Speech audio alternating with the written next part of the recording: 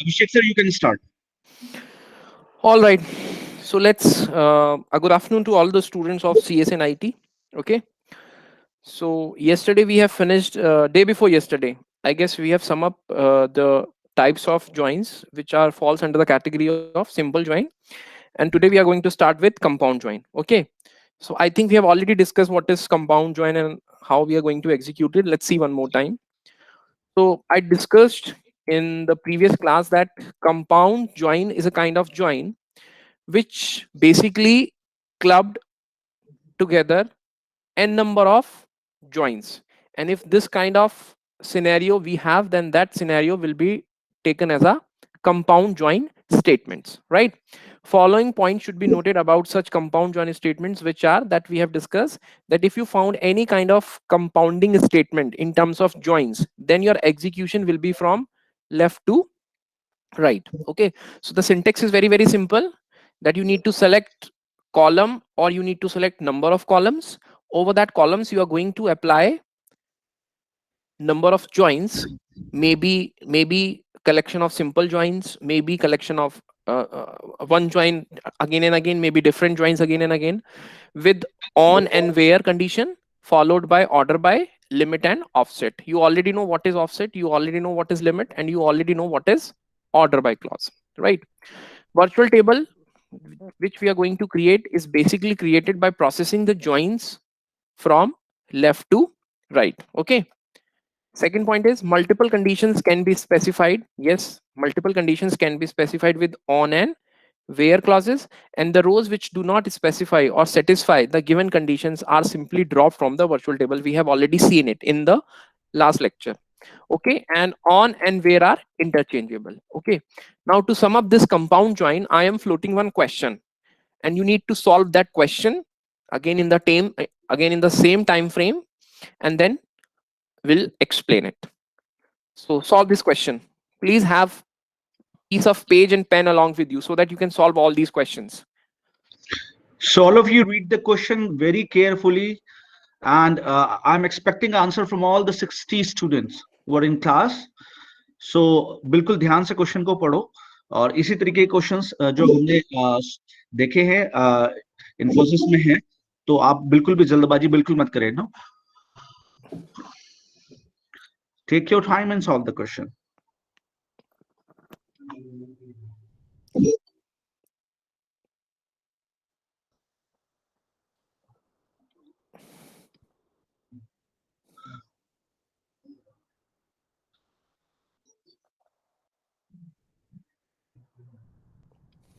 I'm expecting answers. Only last 8 seconds is left.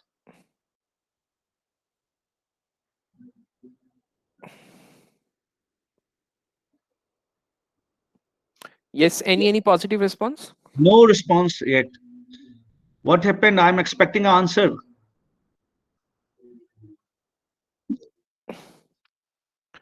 Any answers?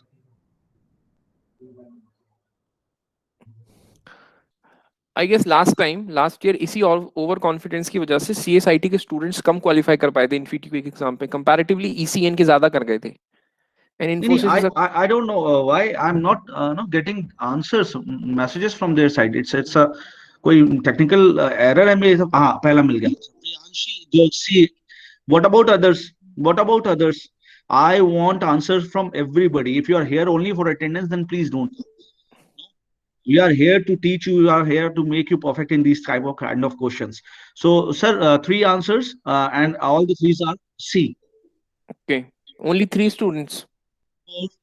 I'm expecting answer from all of you, please.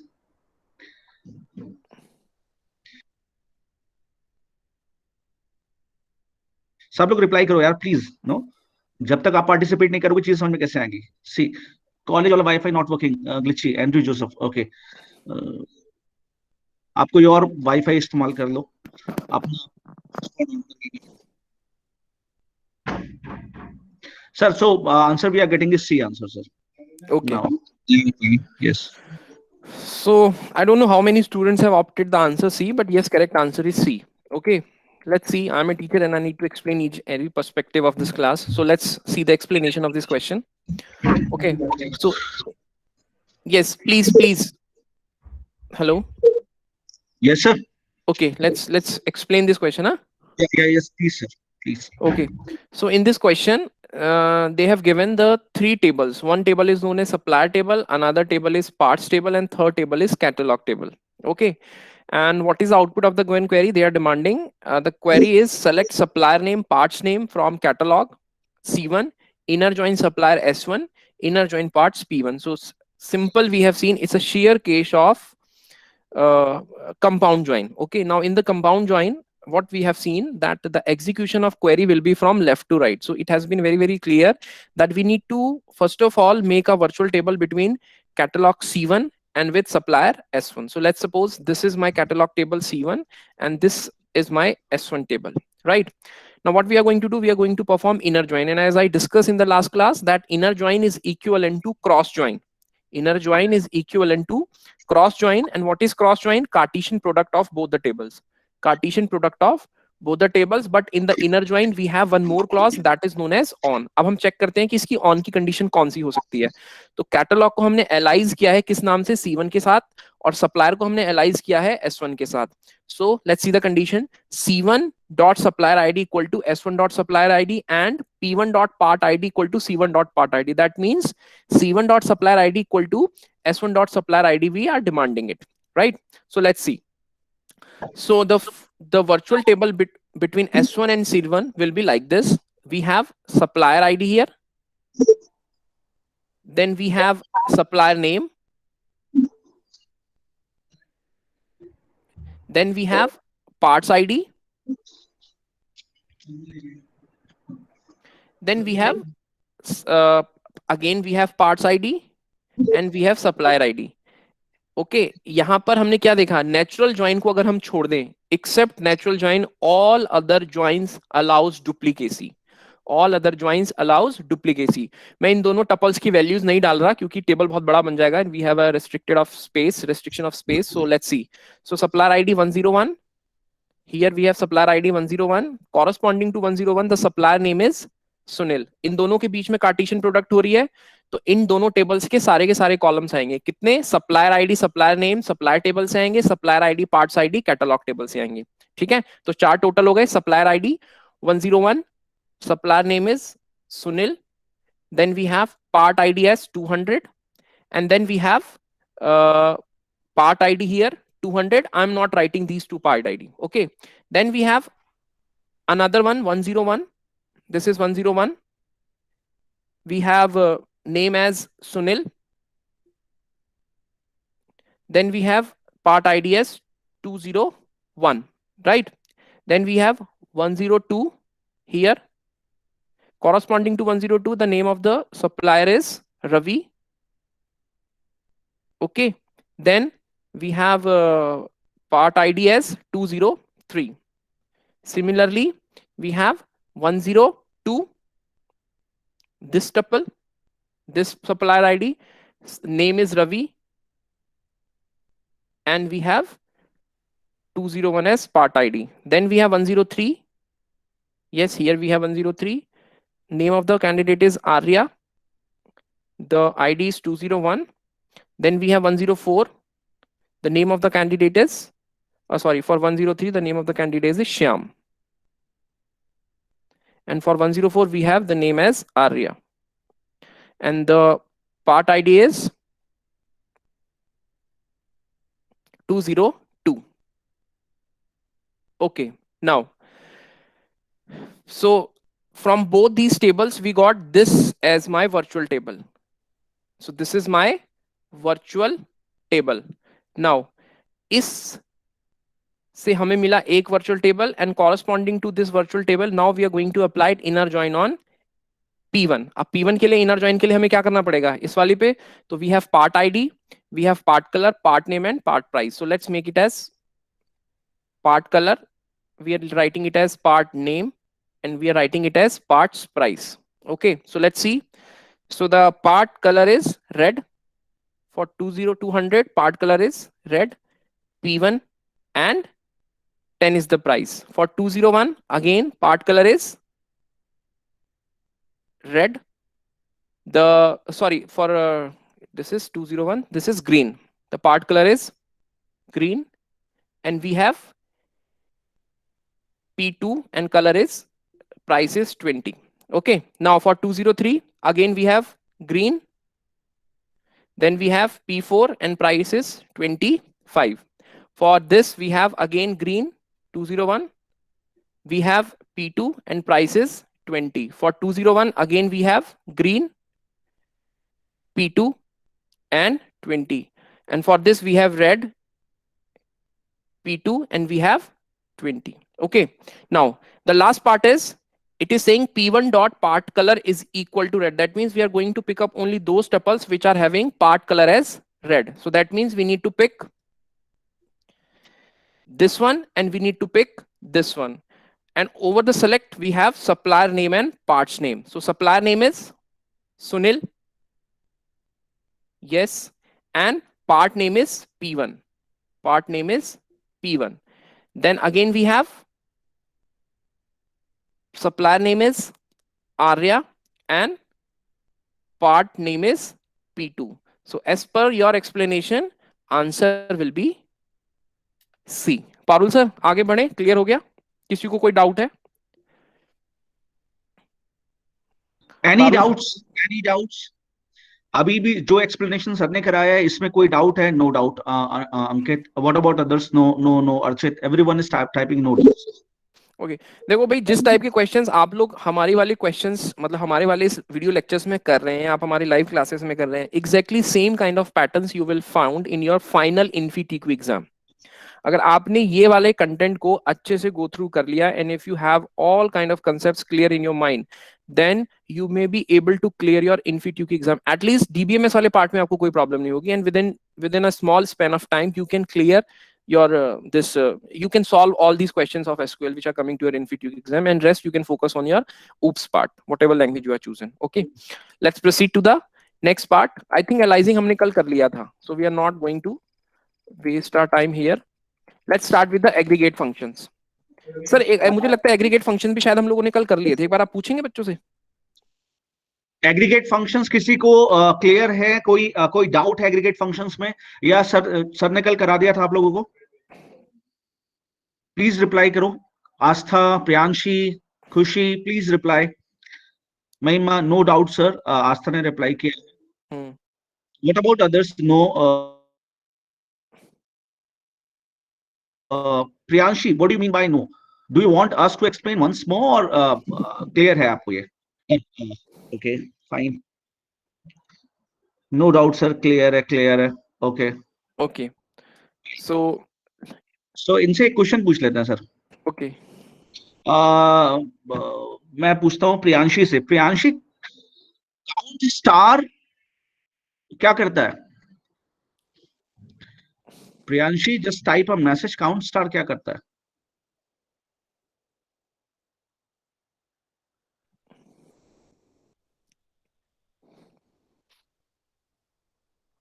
Select count of all the tuples. Priyanshi Garg. Okay. और अगर नल values है तो? प्रियांशी, अगर नल values है तो will it count और not?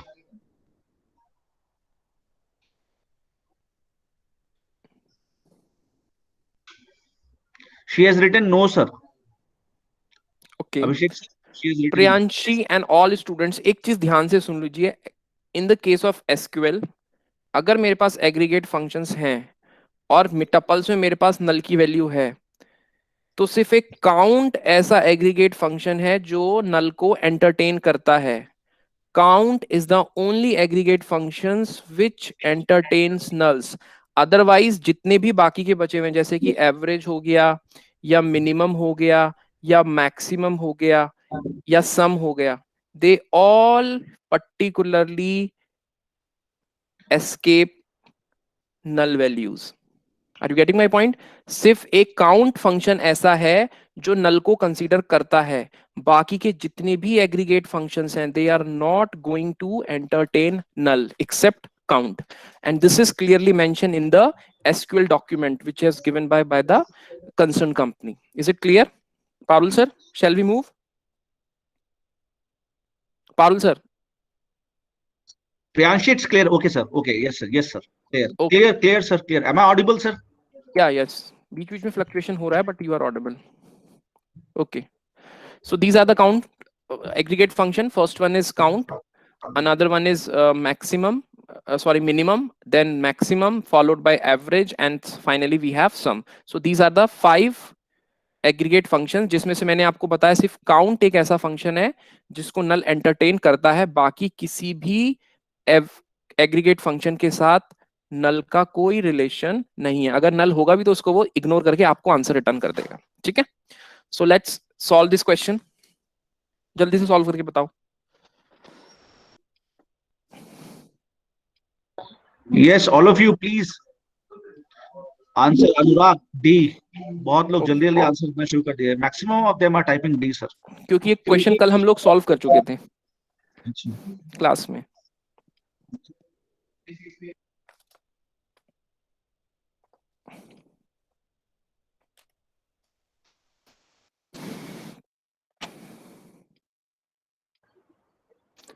ऐसा कोई है स्टूडेंट इस क्वेश्चन को जिसको किसी को ना समझ में आया हो कल? अगर नहीं है तो please raise your hands. I will explain it again, because ultimate goal is कि यहाँ पर आपको क्वेश्चन सॉल्व कराने का मतलब है कि जो बैकएंड पे जॉइंस की फंक्शन Anybody चल you रही want है. who's looking for any kind of explanation? Yes, sir.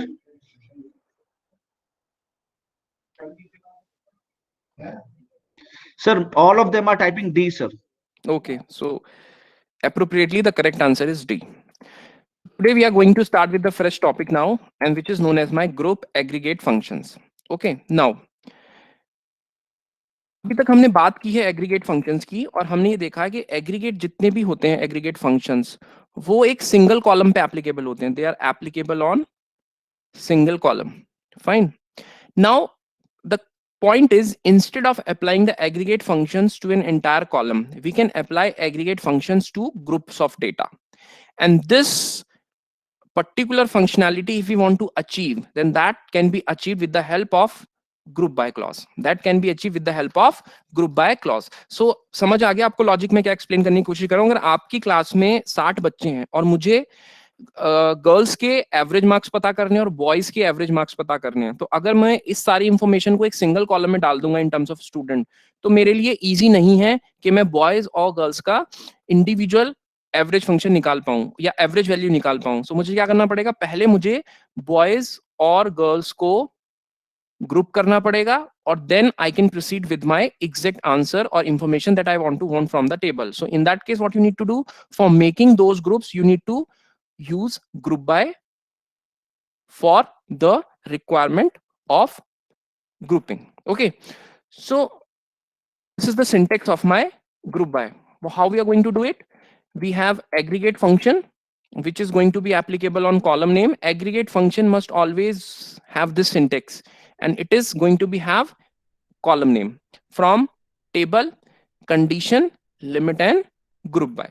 Okay, यहां पर मैंने ऑर्डर बाय नहीं लगाया है because order by still does not affecting it. Okay, now let's see the execution of the query of order by, sorry group by. Okay, suppose this is my query. क्या है query में? कि मुझे select करना है some column A from table P, from P condition है ये, group by करना है on the basis of B, and limit is 2 and offset is 2. So let's see the execution of this. Suppose ये मेरा पहला statement आया. My first step is from gets executed. अभी आपको ऑर्डर ऑफ एग्जीक्यूशन अगर पता चल जाएगा, then it will be more easy for all of you to understand कि how the query will be executed. Okay, so the very first step is from gets executed. तो from P से मुझे same ये मिलेगा. This is my virtual table, क्योंकि यहाँ पर कोई भी ज्वाइन नहीं है. We are expecting the data from a single table. So this is my virtual table. Now ये आ गया यहाँ पर. अब हम क्या करेंगे? Under this we are going to perform the where clause. हम क्या करेंगे? अब कंस्ट्रेंट लगाएंगे, and the constraint is the value of D column from P and the value of C column from P must have values lesser than 50 and must have value lesser than 40. So after the execution of where, this is the table.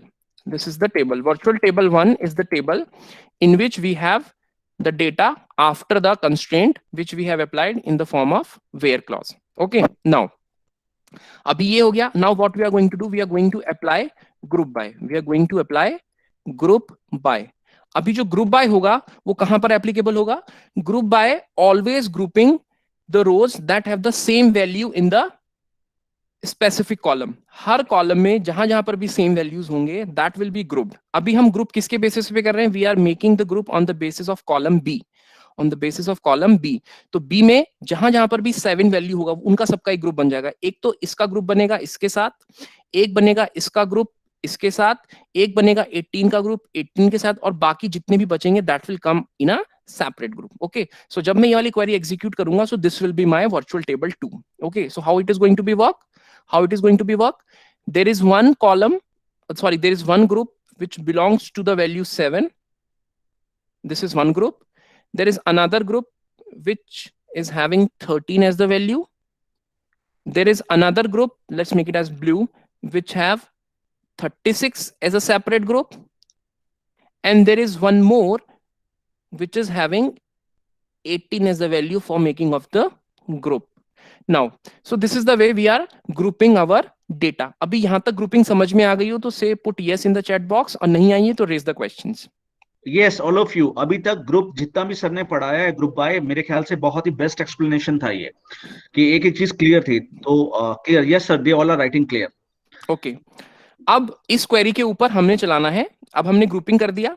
अब grouping करने के बाद what we are going to do, we are going to put aggregate function. We are going to put aggregate function. तो sum करेंगे. अब सम कैसे होगा? Actually मेरा मोटिव इस स्लाइड में सिर्फ आपको बताना है कि how grouping will work. So do not gate confused. Backend पे आपको सिर्फ आंसर मिल जब आप क्वेरी को रन करोगे so you have only answer. पर बैकएंड पे कैसे चल रहा है that you need to be very very cautious about that कि हम कैसे काम करते हैं. तो अब हम क्या करेंगे? ग्रुपिंग का रिजल्ट निकालेंगे. एक ग्रुप बनेगा 2 + 23 करके, जिसका फाइनल आंसर 25 आएगा.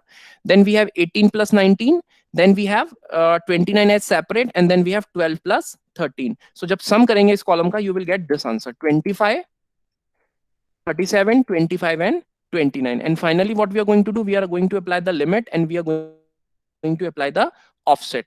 And what is limit? Limit is 2 and offset is 2. So that means we are going to eradicate this and this, and we are going to have two values, which is 25 and 29, because our limit is only 2. So the final answer that we get is 25 and 29. I hope group aggregate function is clear to each and everyone. What is the why we are using grouping, and how we can apply aggregate functions not to the entire column, just onto the group. Parul sir. Parul sir. Sir एक question है अंकित त्रिपाठी का. Sir grouping के बाद कोई specific order होगा? Grouping के बाद कोई स्पेसिफिक ऑर्डर होगा? देखिए, अभी तक यहाँ पर मैंने ऑर्डर बाय क्लॉज नहीं लगाया है, तो कोई स्पेसिफिक ऑर्डर नहीं होगा. लेकिन अगर आपको क्वेश्चंस मिलते हैं, जब आपके एमसीक्यूज आएंगे आपके एग्जाम में, तो डेफिनेटली कोई कंफ्यूजन ना हो आंसर्स के बीच में, तो वो ऑर्डर बाय आपको लगा के देंगे. As simple as that. ठीक है, समझ आया? अभी कोई डाउट है? Okay sir.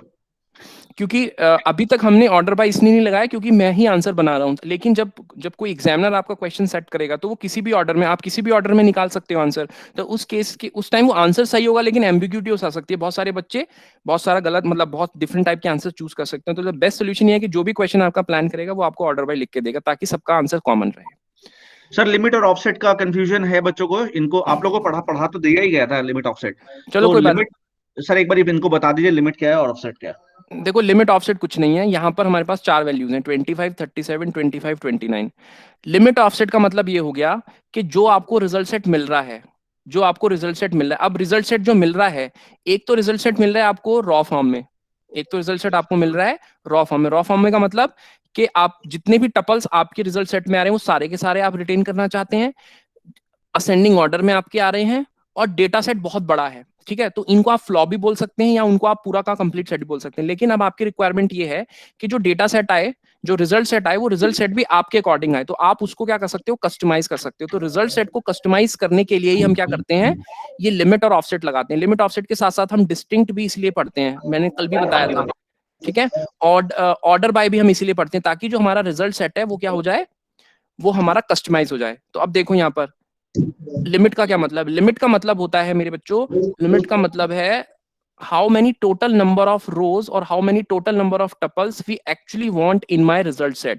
और ऑफसेट का मतलब होता है अब आपको अपने हिसाब से कुछ टपल्स चाहिए तो कुछ छोड़ने भी पड़ेंगे, तो छोड़ने के लिए हम क्या करते हैं, ऑफसेट लगाते हैं। तो अगर मैं इसी ही वाली टेबल की बात करता हूं तो यहाँ पर ऑफसेट 2 है। ऑफसेट जो है आपका एरे की तरह काम करता है, इसमें इसका जो इंडेक्स होगा वो 0 से स्टार्ट होकर कहां तक जाएगा, n-1 तक। दैट मीन्स अगर ऑफसेट आपने 2 डिसाइड किया है तो जो 0 इंडेक्स पे है वो इसको डिस्कार्ड कर देगा, और जो n-1 वाले इंडेक्स पे वो क्या करेगा, उसको भी डिस्कार्ड कर देगा। तो 0 और 1 हो जाएंगे डिस्कार्ड, ये दोनों हमारे डेटा सेट से हट जाएंगे, और जो फाइनल आंसर बचेगा वो बचेगा लिमिट 2। लिमिट 2 मतलब मुझे सिर्फ 2 टपल्स चाहिए, तो एक हो जाएगा 25, एक हो जाएगा 29। अब ऐसा सिनेरियो समझो कि यहाँ पर 29 भी नहीं है, कल भी मैंने बताया था, लेकिन फिर भी मैंने लिमिट 2 सेट की हुई है, तो वो क्या करतेगा, जितने भी बचे हुए टपल्स होंगे वो सबको सेलेक्ट कर लेगा विदाउट सीइंग द लिमिट। तो यहाँ केस में क्या आ जाएगा, लिमिट भले ही 2 होगी लेकिन आंसर स्टिल विल बी 29। अभी समझ में आ गया? अभी कोई डाउट है? Any doubt? Aman Gupta clear?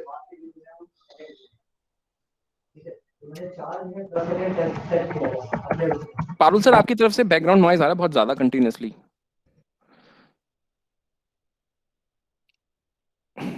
Clear है सर, क्लियर। ठीक है, चलो आगे।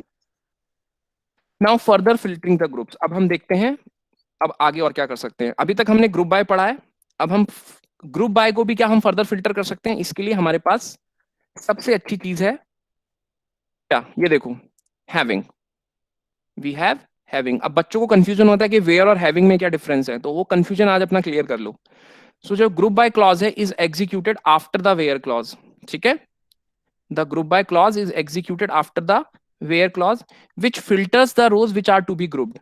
Having clause is used to further filter the group data. तो do not get confused. Having से पहले filtration हो गई where के थ्रू, ग्रुप बाय हो गया। अब ग्रुप बाय के बाद जो आपके ग्रुप्स सेलेक्ट हुए हैं उन पे भी अगर आपको कोई फर्दर फिल्ट्रेशन करना है तो आप हैविंग यूज कर सकते हो। तो दैट मींस ये क्लियर हो गया कि जो हैविंग है वो हमेशा किसके साथ यूज होगा, ग्रुप बाय के साथ यूज होगा। आप हैविंग को वेयर की जगह यूज नहीं कर सकते, काम तो वही कर रहा है same. Having and where both are doing the same kind of thing, but having will always going to be executed with my group by. Let's see the execution. अच्छा और भी है कुछ इसमें। The having clause constraints are written in the same way as the where clause but are applied to the group rows. Group rows का क्या मतलब हो गया, that rows which are getting from group by, which we are getting from group by. So this is the syntax. Aggregate function, column name, from table name, where, group by. Now this is my condition. तो पहले where के साथ filtration हुआ, फिर हमने grouping कर दी, अब grouping करने के बाद हमने फिर से filtration कर दी, and then it is going to have select, and after that we will apply limit and offset. ये समझ आ गया यहां तक? सर पूछ लीजिए, यहां तक समझ आ गया बच्चों को? Any doubt? एनी डाउट कि हमने ये हैविंग क्लॉज क्यों लिया? अंकित त्रिपाठी ने बोला सर एक बार रिपीट कर दीजिए। और किसी को कोई इशू है अपार्ट फ्रॉम अंकित? किसी और को कोई इशू है कि ये हैविंग क्यों यूज कर रहे हैं जब वेयर था हमारे पास? Why we are using having? Any doubt apart from Ankit? Except कोई डाउट नहीं सर, आप अंकित को बता दीजिए। देखो अंकित, आप वही एग्जाम्पल हम ले लेते हैं। एक हमने लिया बॉयज, एक हमने लिया गर्ल्स का सेक्शन, ठीक है। तो ग्रुप बाय ने क्या किया, बॉयज और गर्ल्स के सेक्शन बना दिए, ठीक है। तो बॉयज में आ गया 1 अभिनव 63 कुछ ऐसे, दूसरा आ गया 2 अभिनव 64 कुछ ऐसे, गर्ल्स में आ गया 1 A1 65 2 A 67 कुछ इस टाइप से मैंने लिख दिया, ठीक है। अब मुझे क्या करना है, वेयर क्लॉज कब काम करेगा, वेयर क्लॉज तो ग्रुप बाय से पहले काम कर रहा है, ठीक है। तो अब अगर मुझे ग्रुपिंग में फिर से फर्दर फिल्ट्रेशन करनी है, ग्रुपिंग में भी मुझे क्या करनी है, फर्दर फिल्ट्रेशन करनी है, तो ग्रुप बाय के साथ मुझे हैविंग लगाना पड़ेगा। एक तरीके से आप ये सोच लो कि जिसने भी एसक्यूएल बनाया उसने ऐसा नॉमेनक्लेचर दे दिया कि ताकि कंफ्यूजन ना हो, हैविंग को ग्रुप बाय के साथ यूज कर लो और वेयर को आप सेपरेट यूज कर लो। तो अगर आप इन ग्रुपिंग वाली रोज में भी आपको फिल्ट्रेशन करनी है, जैसे कि मुझे सिर्फ वही बच्चे चाहिए जिनका डेटा इक्वल टू 63 हो, या मुझे ऐसे बच्चे चाहिए बॉयज सेक्शन में, गर्ल्स सेक्शन में से जिनका डेटा किसके इक्विवेलेंट हो, 65 के इक्विवेलेंट। तो आप यहाँ पर ग्रुपिंग के बाद भी फिल्ट्रेशन चाहते हो तो that filtration you can do with the having part. Now Ankit clear it is? Ankit clear है? हैविंग वाली कंडीशन सारे ग्रुप्स पे अप्लाई होगी? Hello he is typing having वाली कंडीशन सारे ग्रुप्स पे अप्लाई होगी। एग्जैक्टली सारे ग्रुप्स पे अप्लाई होगी, जितने भी आपने ग्रुप बाय से ग्रुप्स बनाए हैं। क्लियर है sir. Okay. And the last point is having clause get executed after the group by clause, लेकिन but before the aggregate function. I think यहाँ तो कोई confusion नहीं होना चाहिए, ग्रुपिंग के बाद ही आपको डेटा मिलेगा, तो इसलिए हैविंग क्या होगा, ग्रुप बाय के साथ एग्जीक्यूट होगा लेकिन एग्रीगेट फंक्शन से पहले हो जाएगा। ओके, चलो इसका भी एक बढ़िया एग्जांपल देख लेते हैं। अब देखो ये जो वर्चुअल टेबल है, ये वर्चुअल टेबल पिछली स्लाइड से मैंने उठाई है, तो जो तीन चीज है ये मैंने एग्जैक्टली एक ही उसमें कर दी है। ये तीनों जो क्वेरीज हैं they are in the same slide, from P, where and group by. तो आई थिंक सबको समझ आ जाएगा कि हमने पी टेबल से डेटा उठाया, ये मेरी ओरिजिनल टेबल है जिसको मैं बोल रहा हूँ वर्चुअल टेबल। इस पे मैंने वेयर क्लॉज लगाया और वेयर क्लॉज लगाने के बाद मैंने ग्रुपिंग कर दी। ग्रुपिंग किस पे करी, मैंने आपको बताई थी ग्रुपिंग हमेशा उस वैल्यू पे होगी जो कि कॉमन होगी सभी कॉलम्स में। तो क्या होगी 7 7 13 13 36 18 एंड 18। तो एक ग्रुप तो ये बना, एक ग्रुप ये बना, and we have this separate group, and then we have 18 and 12। अब देखो यहाँ पर इस ग्रुप में भी मुझे क्या करना है, फिल्ट्रेशन करना है। I have to again put filtration on the group. So what will happen, this having part will get executed. That means grouping करने के बाद मुझे सिर्फ वही रोज चाहिए जो कि ग्रेटर देन 7 हो, those rows which are greater than 7. So after execution we get this virtual table 3. अब देखो तो ये जो दोनों रोज हैं ये वाली, ये दोनों क्या हो जाएंगी, हट जाएंगी। these two rows will be, Pal sir आप माइक ऑफ कर लीजिए sir. These two rows will be eliminated. Okay, so final answer we get as 18 13 18 16 19 13 26 29 29 36 33 29 and 12 18 11 9 followed by 13 18 23 and 7. Then after that मैंने क्या बोला था, ग्रुप बाय के साथ having, और हैविंग के बाद हम क्या करेंगे, सम कैलकुलेट करेंगे। तो सम विल बी, इस ग्रुप का कितना सम होगा 37, इस ग्रुप का सेपरेट, और इस ग्रुप का सम कितना होगा 25। And again we are putting the limit, limit कितनी है, limit is 2 and offset is 2। That means मुझे ये वाला छोड़ देना है, ये वाला छोड़ देना है, लिमिट इज 2। सो मेरे पास अभी एक ही ऑप्शन है 29। So the final result set will be 29. So this is the way your having clause will work. I hope the agenda is clear. What is the difference between where and having? Having हमेशा, yes, Ankit Bhardwaj is typing. तो sir having वाली condition अगर हम where में ही लगा देते तब भी तो आंसर सेम आता। लेकिन ग्रुपिंग तो नहीं हुई ना, ग्रुपिंग नहीं हुई है ना, मैं तो यहाँ ग्रुप डेटा पे लगा रहा हूँ, वहां पर आप बिना ग्रुप के लगा रहे हो। हेलो अंकित क्लियर है आप बिल्कुल सही, अंकित आप बिल्कुल सही बोल रहे हो सकता है कि उस वाली कंडीशन में भी आंसर आ जाए, लेकिन अभी मेरा टास्क पूरी टेबल पे लगाना नहीं है, मैं सिर्फ ग्रुपिंग वाले डेटा पे फिल्टर लगा रहा हूँ। तो ग्रुपिंग वाले अगर मुझे डेटा पे फिल्टर लगाना है तो मुझे हैविंग क्लॉज लगाना पड़ेगा। सिर्फ एजेंडा मेरा इतना है बताने का। अंकित आप अपना माइक ऑन कर लो एक बारी, सर अंकित का माइक ऑन करा देते हैं। ठीक है, हेलो सर। हाँ जी बताइए अंकित। सर यही कह रहा था, वो जो हैविंग वाली कंडीशन में लगाई है, अगर वहां लगा देते वेयर में, तो सर आंसर तो वही आएगा। अब हाँ आप कह आंसर रहे हो वही, सर ग्रुपिंग में लगाना है हमें, तो तो वही सर मैं उसका बोल रहा हूँ ना। फायदा ही क्या है अगर हम ग्रुप में लगा रहे हैं तो मतलब। देखो भाई यहाँ तो ये सिंपल एक डेटा है मेरे पास, लेकिन मैं ये बोल रहा हूँ कि मुझे ऐसा आंसर चाहिए, ये बहुत बड़ा डेटा सेट है, कोई बहुत बड़े डेटा सेट को पहले आपको टुकड़ों में बांट देना है, उसको ग्रुपिंग में बांट देना है। अब ग्रुपिंग में बांटने के बाद अगर आपको कोई फर्दर फिल्ट्रेशन लगानी है तो वो तो आपको ग्रुपिंग के बाद ही पता चलेगी ना, ग्रुप से पहले पता चल जाएगी। तो लॉजिक मेरा सिर्फ इतना है, आंसर वहां पर भी सेम आ रहा हो, यहाँ पर भी हो सकता है सेम आ रहा हो, लेकिन अभी मैं सिर्फ मुझे ये बताना है कि मैं ग्रुप अरेंज करने के बाद फिल्ट्रेशन करूं, ग्रुप अरेंज करने से पहले ना करूं। अगर तुम्हें ग्रुप अरेंज करने के बाद करनी है तो तुम्हें हैविंग लगाना ही पड़ेगा। वेयर चलाओगे तो वो क्या करेगा, आपको एरर पकड़ा देगा। ठीक है, तभी मैंने बोला कि नॉमेनक्लेचर का डिफरेंस है, काम दोनों सेम कर रहे हैं, वेयर भी वही काम कर रहा है, हैविंग भी वही काम कर रहा है, लेकिन एसक्यूएल में ये मेरे पास रेस्ट्रिक्शन है कि हैविंग सिर्फ ग्रुप बाय के साथ यूज होगा, हैविंग ऊपर यूज नहीं हो सकता, क्योंकि हैविंग को उन्होंने इस तरीके से डिजाइन करा है ताकि वो ग्रुपिंग पे डेटा पे लगाई जाए। ठीक है बच्चे, क्लियर है अंकित अभी क्लियर हो गया अंकित? यस सर क्लियर है। ठीक, ठीक है सर, अभी कोई आगे और डाउट हो तो पूछ लो, किसी और स्टूडेंट का कोई अगर और डाउट हो तो पूछ लो प्लीज। हाँ अभी माइक ऑन करवा रहे हैं हम, तो अगर किसी को भी कोई डाउट है, कोई डाउट पूछना चाहता है, जैसे अंकित का था, बहुत अच्छी बात है, क्योंकि एक के डाउट से बहुत लोगों के डाउट क्लियर हो जाते हैं, क्योंकि बहुत सारे लोग ऐसे होते हैं जो हेजिटेट करते हैं डाउट पूछने में ना। ठीक है, एग्जैक्टली मूव करें आगे। कोई डाउट है किसी का? मैसेज कर दो मुझे, मैं उसका नाम वो माइक ऑन कर। सर कोई मैसेज नहीं आ रहा, आप स्टार्ट करिए, आगे बढ़ते हैं। ठीक है, चलो भाई। And this is my last topic, that is flow of execution of query. मैं तो चाहूंगा कि जिसने भी पेन और पेपर लिया हुआ है वो छोटे छोटे नोट्स बना ले, क्योंकि अगर आपको सारी चीजें समझ में आ गई कि ज्वाइन कैसे काम करता है, कंपाउंड ज्वाइन कैसे काम कर रहा है, एग्रीगेट फंक्शन कैसे काम कर रहे हैं, ग्रुपिंग कैसे हो रही है, या हैविंग क्लॉज कैसे काम कर रहा है, अगर ये सारी चीजें क्लियर हो गई, बस आपको पता करना है कि जो क्वेरी आपको विजुअल होगी तो विजुअलाइजेशन के बाद आपकी क्वेरी कैसे एग्जीक्यूट करेगी। तो अगर ये आपकी चीजें टिप्स पे हैं, then it will be very easy for all of you to execute the query in very simple manner. तो उसके लिए हमारे पास कुछ स्टेप्स हैं, वो स्टेप्स मैं आपको बता देता हूँ।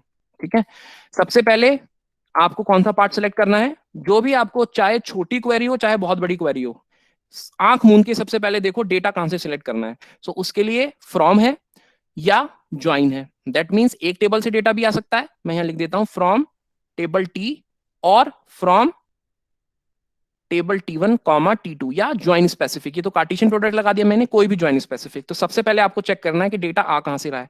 From and join clause are first executed to determine the total working set of data. जो आपकी वर्चुअल टेबल बनेगी, सबसे पहले आपको वर्चुअल टेबल लेके आनी है, तो वो कहां से आएगी? फ्रॉम वाले पार्ट से, फ्रॉम या ज्वाइन वाले पार्ट से। ठीक है बच्चों, उसके बाद वेयर कंस्ट्रेंट एप्लीकेबल होंगे। Where constraints are applied to the individual rows. अभी अंकित ने क्वेश्चन पूछा था, यही डिफरेंस है वेयर और हैविंग में। हैविंग क्या कर रहा है? ग्रुपिंग, जो भी रोज आपने ग्रुप की हैं उनके बेसिस पे वो हैविंग कर रहा है, फिल्ट्रेशन कर रहा है। यहाँ वेयर कंस्ट्रेंट क्या करेगा? वो जो भी आपके टपल्स हैं आपके टेबल के अंदर, हर एक टेबल के ऊपर, हर एक टपल के ऊपर वो क्या करेगा? वेयर कंस्ट्रेंट को अप्लाई करेगा। और जो रोज सेटिस्फाइड नहीं करेगा, that where constraint will simply discarded those rows. तो नंबर 2 क्या हो गया? वेयर हो गया। अब आते हैं, the remaining rows after the where constraints are applied are then grouped based on common values in the column specified in the group by clause. ठीक है, तो जिसको नहीं समझ में आ रहा है या कैसे क्वेरी एग्जीक्यूट हो रहा है, बैकएंड पे कैसे रिजल्ट निकालना है, तो देख लो। किसी किसी को ये हो लग रहा होगा कि ग्रुप बाय हम पहले कर देंगे वेयर से, ऐसा नहीं है। जो भी क्वेरी एग्जीक्यूट होकर आंसर आपको रिटर्न करेगी, वो इन्हीं स्टेप्स के बेसिस पे कर रही है कि पहले फ्रॉम करेगा, डेटा सेट्स कहां से उठाना है, कंस्ट्रेंट लगा दिया। अब कंस्ट्रेंट लगाने के बाद जो रोज बचेंगी उनमें हमने ग्रुपिंग कर दी। Okay, then if the query has a group by clause, then the constraint in the having clause are then applied to the group rows which discard the group rows that do not satisfy the constraint. This is my 4th step. ठीक है, then select part. अब देखो, हम सबसे पहले select ही देखते हैं, तो कभी सेलेक्ट मत देखा करो, सेलेक्ट देखने से कंफ्यूजन हो जाता है। सबसे पहले देखो कि फ्रॉम में क्या है, उसके बाद कंस्ट्रेंट अप्लाई करो। ग्रुपिंग करने की जरूरत, या ग्रुप उन्होंने दिया है लिख के, तो ग्रुपिंग करो। ग्रुपिंग के बाद अगर हैविंग दिया है तो हैविंग कर लगाओ। हैविंग के बाद फिर सेलेक्ट करो।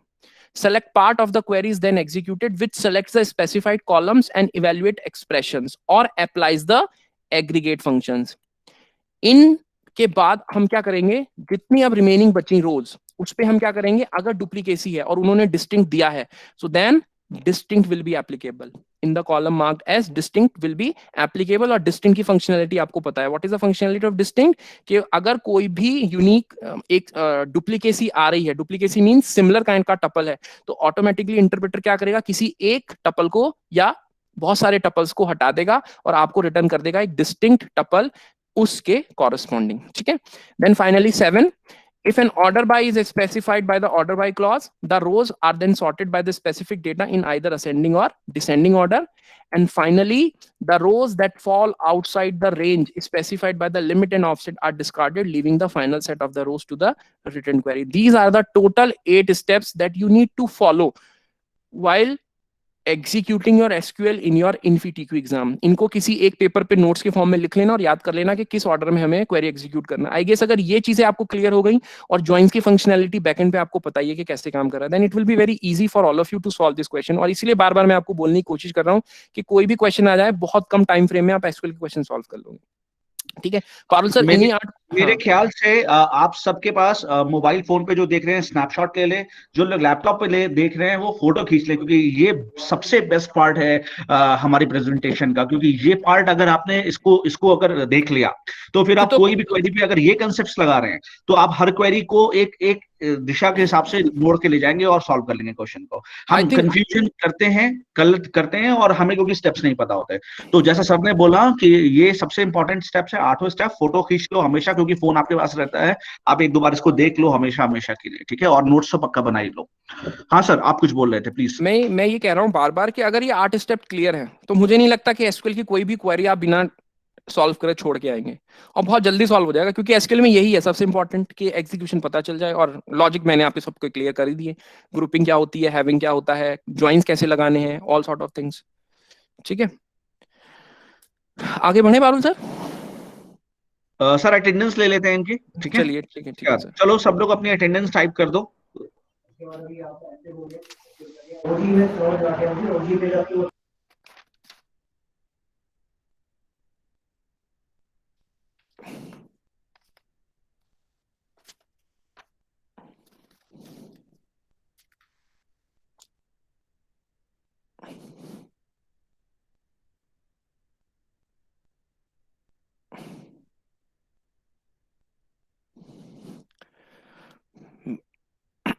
जितने भी सीएसआईटी के स्टूडेंट्स आज अवेलेबल हैं क्लास में, मैं यही कहना चाहूंगा कि प्लीज इन्फोसिस के पेपर को बहुत सीरियसली लीजिए, क्योंकि आपको पता है करंट सिचुएशन कैसी चल रही है। ठीक है, जो भी आपके वे में आ रहा है in terms of on campus, so that is very very fruitful. Okay, and I must say कि the kind of content we are delivering to you is exactly at par what Infosys is demanding. Okay, चाहे आप ओपसी classes लगा रहे हो, चाहे आप DBMS की classes लगा रहे हो, या आने वाले टाइम में आप प्रॉब्लम सॉल्विंग की क्लासेस लगाओगे।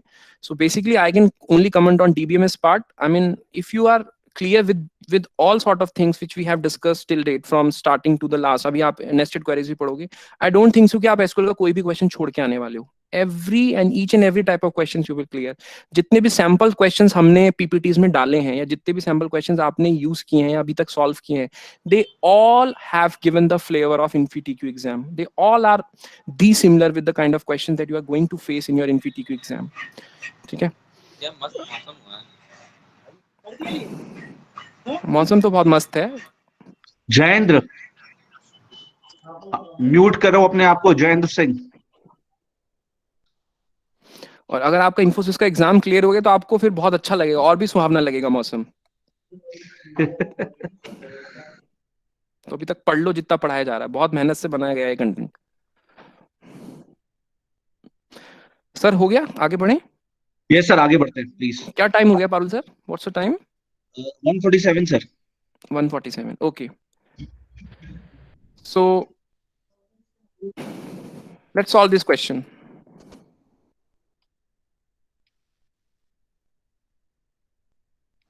ऑल ऑफ यू प्लीज, अभी जो भी स्टेप सर ने बताए हैं उसमें सारे के सारे यहाँ पे वो चीजें हैं। धीरे धीरे क्वेश्चंस को सॉल्व करो, और we are expecting answer from maximum of you. So देखते हैं, let's see who give the first answer and how many of you give the correct answer.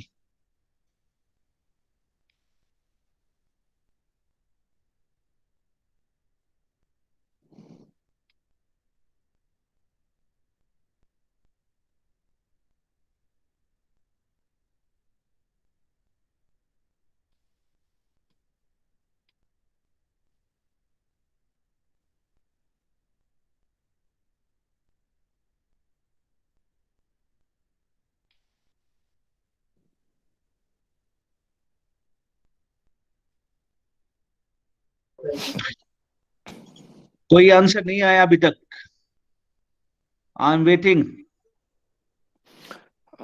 Sir किसी 2-3 स्टूडेंट्स का माइक ऑन कराइए sir, देखते हैं। मैं खुद पूछता हूँ, क्वेश्चन पूछता हूँ मैं। Sir Mukund Rastogi mic on करो अपना। मुकुंद रस्तोगी। Yes sir. अच्छा मुकुंद, मुझे ये बताओ, नेचुरल ज्वाइन और इनर ज्वाइन में क्या डिफरेंस समझा आपने, बताओ जल्दी से मुझे। और दोनों में से कौन सा ऑप्टिमम होगा, जल्दी बताओ। Sir natural join. क्यों होगा? सर नेचुरल ज्वाइन में 2 कॉलम जो कॉमन होंगे उनके लिए मेंशन नहीं करना पड़ता। क्या मेंशन नहीं करना पड़ता? जो कॉमन कॉलम है इक्वल है कि नहीं है। तो इस वजह से वो एफिशिएंट होगा। Yes sir. तो ये तो सिंटैक्टिकल हो गया ना, सिंटैक्स ही हमें ऐसा बना के दिया कि हमें लगाने की जरूरत ही नहीं है, तो ये एफिशिएंट उस हिसाब से कैसे हो गया? अच्छा डिफरेंस बताओ दोनों में क्या होता है, नेचुरल ज्वाइन में और इनर ज्वाइन में क्या डिफरेंस होता है, क्या डिफरेंस है बताओ मुझे जल्दी। आप है ना आप ऑनलाइन मुकुल? Yes sir. हाँ बताओ जल्दी से बताओ। आप सीएस के स्टूडेंट है ना, सीएस आईटी के? Yes sir. आप पढ़ भी चुके होंगे डीबीएम से एक बार या दो बार, जब भी आपने पढ़ा होगा अपने सेमेस्टर में, और एक बार हम भी पढ़ा चुके हैं आपको। जल्दी से फटाफट बताओ मुझे, what is the difference between natural join and inner join? Are they same, are they differ, if are differ what is the difference?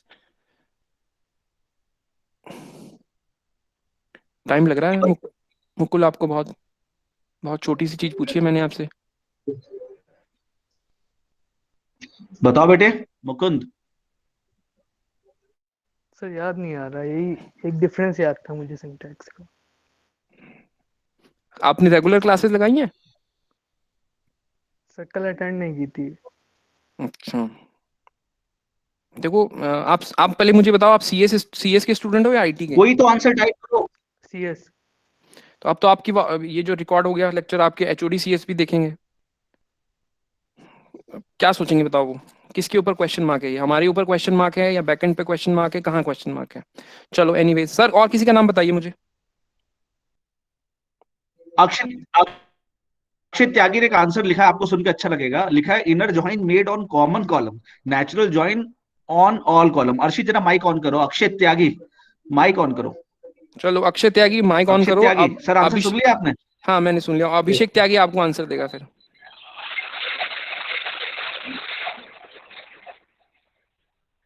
Akshay Akshay Abhishek Tyagi sir answer देंगे। अक्षित त्यागी हाँ सर, माइक ऑन है इसका। अच्छा अक्षित, क्या आपने आंसर दिया बताइए मुझे, दोनों में क्या डिफरेंस बताया बेटा?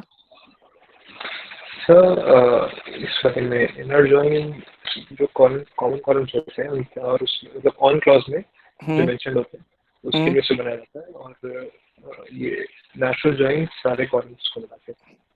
अच्छा अभी तक मेरे को लग रहा है आपको बहुत कंफ्यूजन है और आपने एक बार भी क्वेश्चन नहीं पूछा। मतलब जो आंसर आपने दिया है उस हिसाब से तो मुझे लगता है आपको बहुत बड़ा कंफ्यूजन है ज्वाइंस के बीच में, and still you are not asking the questions. ऐसा नहीं होना चाहिए ना। अभी आप मतलब ज्वाइंस खत्म हो गया, एग्जीक्यूशन बता दिया, नेस्टेड क्वेरीज, मतलब अभी तक तो क्वेरीज कॉम्प्लेक्स हैं, अब जब नेस्टिंग वाला पार्ट आ जाएगा तो क्वेरीज और कॉम्प्लेक्स हो जाएंगी, फिर कैसे करोगे? और मुझे नहीं लगता कि अगर अंडरस्टैंडिंग नहीं है तो क्वेश्चन सॉल्व कर पाओगे, फिर वही देखोगे कि हैविंग लगाएं पहले या ग्रुप बाय लगाएं या बैकएंड पे कैसे काम कर रहा है। चलो एनीवेज अक्षत, नेचुरल ज्वाइन जो है वो एक ऐसा ज्वाइन है जो खुद से नेचुरल तरीके से काम करता है। कैसे भाई? ज्वाइनिंग हो रही है लेकिन वो क्या कर रहा है, कार्टेशियन प्रोडक्ट ही कर रहा है, लेकिन कार्टेशियन प्रोडक्ट करेगा किस बेसिस पे? कुछ तो फंक्शनैलिटी सेम दिखेगा ना वो। तो वो नेचुरल ज्वाइन होते हैं जो दो टेबल्स के बीच में लगते हैं, दो से ज्यादा टेबल्स के बीच में लगते हैं, जिनमें आपस में एक कॉलम कॉमन होता है। ठीक है, पहली कंडीशन तो ये हो गई। कॉलम कॉलम होने के बाद भी वो ये चेक करता है क्या दोनों टेबल्स के बीच में जिस भी कॉलम पे हम नेचुरल ज्वाइन लगाने की कोशिश कर रहे हैं, क्या उनमें सेल वैल्यू कॉमन है कि नहीं है। अगर सेल वैल्यू कॉमन नहीं है तो वो कॉमन कॉलम की बेसिस पे भी क्या करेगा, उसको क्रॉस ज्वाइन में कन्वर्ट कर देगा। क्रॉस ज्वाइन मतलब सिंपल कार्टेशियन प्रोडक्ट। तो आप कह रहे हो कार्टेशियन प्रोडक्ट मतलब क्रॉस ज्वाइन, तो क्रॉस ज्वाइन और नेचुरल ज्वाइन या इनर ज्वाइन तीनों में बहुत डिफरेंस है। क्रॉस ज्वाइन और इनर ज्वाइन हो गए same, they all cross join and inner join both are equivalent, but natural join is different। Answer हो सकता सेम आए लेकिन फंक्शनैलिटी कैसे आंसर निकाला that is totally differ. Natural join is applicable on common column. अगर common column नहीं है tables के बीच में, it will come under the category of cross join. और क्रॉस ज्वाइन कुछ नहीं है, क्रॉस ज्वाइन में तो सिर्फ हम आंख मूंद के क्या कर रहे हैं, क्रॉस मल्टीप्लीकेशन कर रहे हैं, एज सिंपल एज दैट। अभी समझ में आ गया अक्षय? अभी भी नहीं आया तो प्लीज आस्क द क्वेश्चंस। और अंकित भारद्वाज, अंकित था ना इससे पहले? अक्षित त्यागी समझ में आ गया आपको? अक्षित बेटे समझ में आ गया आपको? हाँ सर आ गया। और और अंकित आंसर जो आ रहे हैं सर वो मिक्स्ड आंसर आ रहे हैं। मैक्सिमम लोग ए टाइप कर रहे हैं, कुछ सी भी दे रहे हैं, कुछ डी भी दे रहे हैं। Okay so let's see the final answer. The final answer is C. जिसने भी सी आंसर दिया है यू ऑल आर करेक्ट, और जिसने सी आंसर नहीं दिया है तो आई एम वंडरिंग कि being a computer science IT student why this answer is wrong. So let's C one by only Aastha Gupta gave a correct answer. Okay very Aastha good Gupta. Aastha, very good. चलो let's see. So order मैंने आप लोगों को बता दिया है। सबसे पहले क्या करेंगे, फर्स्ट पार्ट में क्या था, फर्स्ट पार्ट फ्रॉम या ज्वाइन सेलेक्ट करेंगे।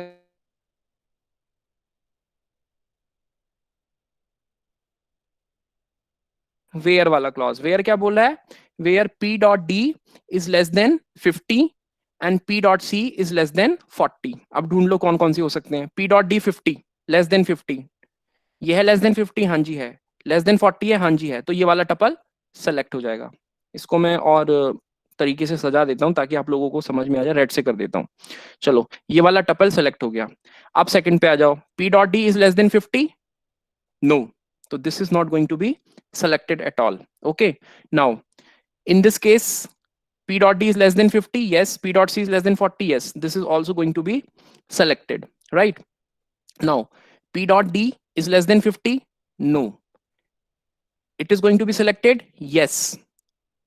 It is going to be selected, no, because P dot C is not less than 42. ये गया। अब कौन सा बचा? ये वाला नहीं सेलेक्ट होगा, ये नहीं सेलेक्ट होगा। It is going to be selected, yes. It is going to be selected, it is going to be selected.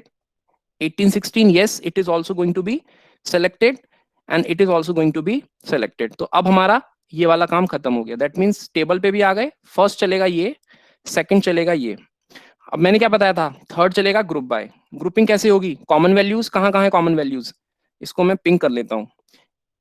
एक तो है 7 ये जो हमने सेलेक्ट किया, और एक है 7 ये। दैट मीन्स ये दोनों एक जगह आ जाएंगे। यहां लिख दूं, यहां लिख देता हूं 2 7 9 12 23 7 18 16, ये यहां आ गए। अब दूसरा ग्रुप किसका बनेगा? 13 और 13 का एक ग्रुप ये बनेगा। उठा लेते हैं इसको भी। 18 13, what is the next value? 18 13 18 16 और 13 18 23 एंड 7। ठीक है। नाउ नेक्स्ट किसको उठाएंगे अब हम? We are going to fetch 13 हो गया और ये 13 हो गया। हमने गलत 13 तो नहीं उठा लिया? 18 13 18 16, सॉरी हमने गलत उठा लिया। इसको मैं इरेज कर देता हूं, इसको नहीं उठाएंगे। 19 13 26 एंड 29। ठीक है। अब ब्लू ले लेते हैं। अब नेक्स्ट ग्रुप देखते हैं। नेक्स्ट ग्रुप किसके बेसिस से बनना चाहिए? 36। क्या 36 का इक्विवेलेंट और कोई है? नहीं जी, 36 के इक्विवेलेंट कोई नहीं है। तो यहां इसको लिख लेते हैं सेपरेट। 29 36 33 29। ठीक है, मुझे करेक्ट कर लेना, रिमाइंड कर लेना, कहीं मैं गलत ना हो जाऊं। नेक्स्ट इज 18, तो ये दोनों क्या आ जाएंगे? एक सेट में आ जाएंगे। तो हम लिख लेते हैं 12 18 11 9 फॉलोड बाय 13 18 23 एंड 7। ठीक है। अब ग्रुपिंग हो गई। अब हम देखते हैं हैविंग। हमें कौन से उठाने? P dot B must be less than 35। That means कौन कौन से हटेंगे? P डॉट बी, बी देखते हैं कौन सा है। A B C D, कौन सी वैल्यू ग्रेटर जा रही है? ये वाली जा रही है, तो इसको तो मैं बिल्कुल ही हटा दूंगा यहाँ से। इसको तो मैं यूज ही नहीं करूंगा। ठीक है। ग्रुप बाय हो गया, हैविंग हो गया। अब हैविंग के बाद हमें क्या करना है? हैविंग के बाद what we need to do, क्या था हमारे उसमें? देखो ध्यान से। हैविंग के बाद what we are going to do? We are going to perform the select part. तो अब हम सेलेक्ट वाले पार्ट पे आ जाते हैं। लेट्स सी। ठीक है। So we are going to select sum dot p dot a। p dot a किसका सम करेंगे? p dot a का। ओके, सो एक हमारे पास आ जाएगा। कितना आ जाएगा? कितना लिखा है यहाँ पे? 2 7, आई गेस मैंने यहाँ कुछ गलती गड़बड़ किया। 7 7, ओके। सो 1 is 25, इन दोनों को सम करके हम कर देंगे 25 आ गया। यहाँ पर आ जाएगा 16 16 7 7 16 का है कोई? ये 16 कैसे लिख दिया मैंने? 7 7 हो गया। 13 13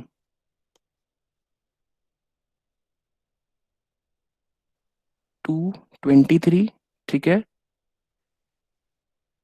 18 एंड 12। ठीक है। 18 18 का आ जाएगा अगेन 25। ठीक है जी। Then we have 13 and 13.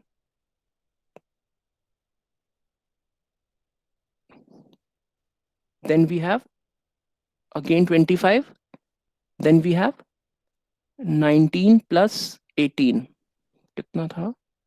Okay, so finally we get 25, 25 and 37. ये तीन आएंगे, ठीक है? 25, 25 and 37. Okay. Then what we are going to do? We are going to perform the order by. Order by B. यहाँ कुछ मैंने mention नहीं किया है, so it will come ascending order. 25, 25 and 37. After that we have limit 2 and offset is 1. That means we need to pick up two values and we need to eradicate 1. अब distinct clause already चल चुका है, तो कितनी values आ जाएंगी? 25 और 37. ठीक है? So limit will be 2 and offset is 1. एक छोड़ देंगे, बचेगा कौन सा? 37. So the correct answer is 37. So in this the way we are going to apply it. Parul sir clear है? Parul sir, Any doubt? Maximum of you have given the wrong answer. So now the option is clear to you. Maximum of you have given the wrong answer. Any doubt still existing? जल्दी से पूछ लो. कोई doubt है किसी को? अभी भी कोई डाउट है तो बता दो प्लीज. देखो, जब तक ऑर्डर नहीं पता होगा एग्जीक्यूशन का, तब तक आप हमेशा गलत आंसर ही ऑप्ट करोगे. ऑर्डर समझ आ, मैं कुछ नया काम थोड़ी कर रहा हूँ, मुझे ऑर्डर पता है, ऑर्डर के हिसाब से मैं लिखता जा रहा हूँ. कोई भी क्वेश्चन मिल जाए ऑर्डर के हिसाब से हम सॉल्व कर लेंगे. दो लोगों ने टाइप किया, क्लियर टाइप कर रहे हैं बच्चे. सर डिस्टिंक्ट नहीं लगाते तब भी एक ही 25 आना चाहिए था. As SQL doesn't select repeat values. अगर डिस्टिंक्ट नहीं लगाओगे तो वो दो टपल रिटर्न करेगा, 25-25 अलग अलग रिटर्न करेगा, क्योंकि हमें 25-25 अलग अलग जगह से मिल रहा है. देखो सिंपल सी चीज है ना, आप यहाँ देख लो, एक 18-18 का ग्रुप बन रहा है, वो 25 रिटर्न कर रहा है, और एक क्या मिल रहा है, 7-7 का ग्रुप बन रहा है, इस 7 के साथ इस 7 का, तो वो भी मुझे 25 रिटर्न कर रहा है. यहाँ देखो ये 25 रिटर्न हो रहा है, तो 25. अगर यहाँ 25 के साथ कुछ और वैल्यू होती तो मे बी वो यूनिक हो जाता, लेकिन अभी तो किसी भी कीमत पे वो क्या करेगा, डिस्टिंक्ट एक ही लाके देगा. अगर डिस्टिंक्ट नहीं होगा तो दो रिटर्न होते. हाँ जी, समझ आ गया बच्चे? Parul sir over to you.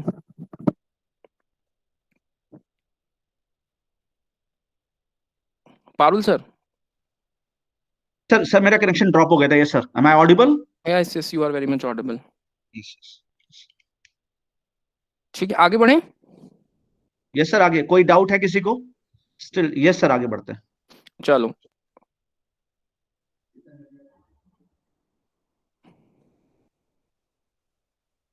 okay, let's solve this question now. So another question for you.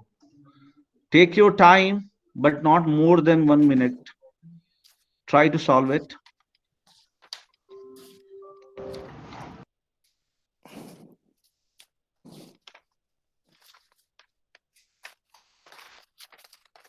ये तो वही क्वेश्चन है जो पिछली बार हमने सॉल्व कर लिया था जब हम लोगों ने कंपाउंड ज्वाइन पढ़ा था, बस उसी पे थोड़ा सा चेंज किया क्वेश्चन को.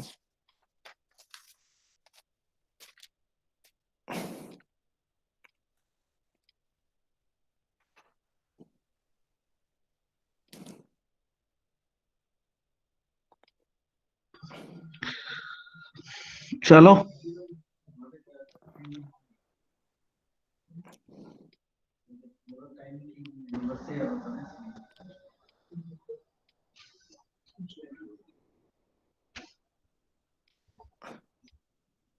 आया कोई आंसर? अभी तक तो नहीं आया सर. एक आंसर आया अंशिका का, D. D, okay. Empty set. Okay. D Priyanshi, D. Hmm. Arisha, if I'm not wrong, how to spell her name. Parul sir, किसी बच्चे का नाम बताइए मुझे जो एक्टिव नहीं है और जो क्लास में अवेलेबल है. सर अब तो मेरे ख्याल से एक्टिव भी बच्चे हैं सारे. और अगर मैं अनिमिश, ANIMISH, अनिमिश सिंह. चलो माइक ऑन करो अनिमिश.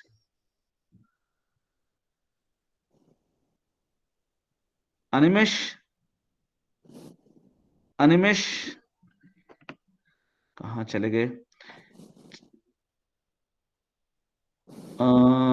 अंशुल मिश्रा, अंशुल अपना माइक ऑन करो, Anshul mic Yes, on sir. करो।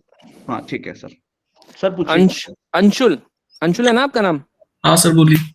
अंशुल मुझे बताइए, जो मैंने भी 8 स्टेप बताए हैं फ्लो ऑफ एग्जीक्यूशन के, क्या क्या है वो? टोटल 8 स्टेप बताइए आप, 1 बाय 1 सारे बताओ मुझे आप, देखता हूँ कितने एक्टिव हो आप क्लास में।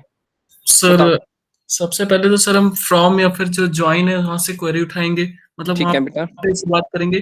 हम्म और उसके बाद जो हमारी कंडीशन रहेगी हम्म उसको लगाएंगे।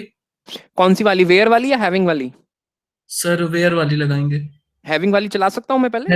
हैविंग वाली तो सर ग्रुप ग्रुप बाई में होती है ना, तो पहले ये कर वेरी लेंगे, गुड। उसके बाद जब ग्रुप बाई करेंगे उसमें जो फिर कंडीशन होगी वो वाली लगाएंगे वहां पे।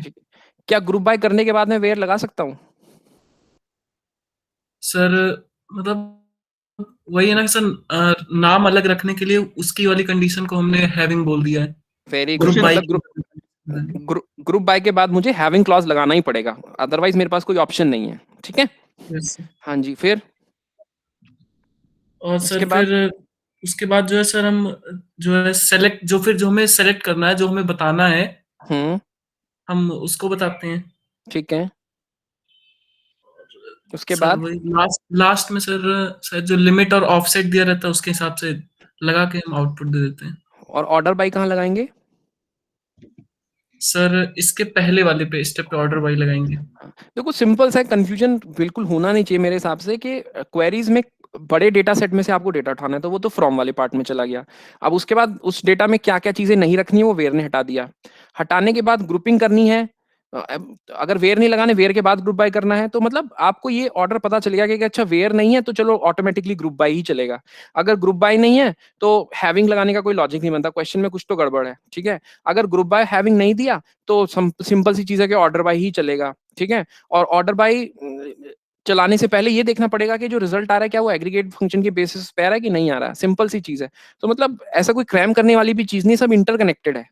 ठीक है, सो आई थिंक जो टोटल 8 स्टेप हैं, अगर आप इनको ये याद कर लेंगे, मैं सारे बच्चों को ही बोल रहा हूँ बार बार, अगर ये याद आप समझ लेंगे और कैसे काम कर रहा है, तो मेरे को नहीं लगता कि आपको ज्यादा प्रैक्टिस की जरूरत है। 10 क्वेश्चन भी सॉल्व करेंगे तब भी आप सारे क्वेश्चन सॉल्व करने की कंडीशन में आ जाएंगे।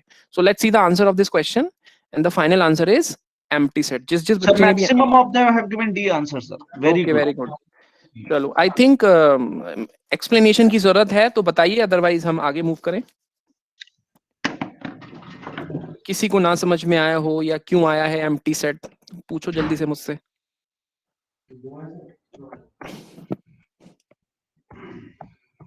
पारुल सर?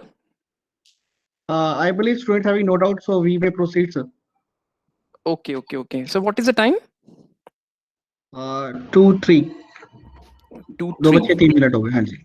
ओके, चलो सर एक चीज आप मुझे बताइए कि आई थिंक हमारा, हाँ ये हमारी लास्ट स्लाइड थी।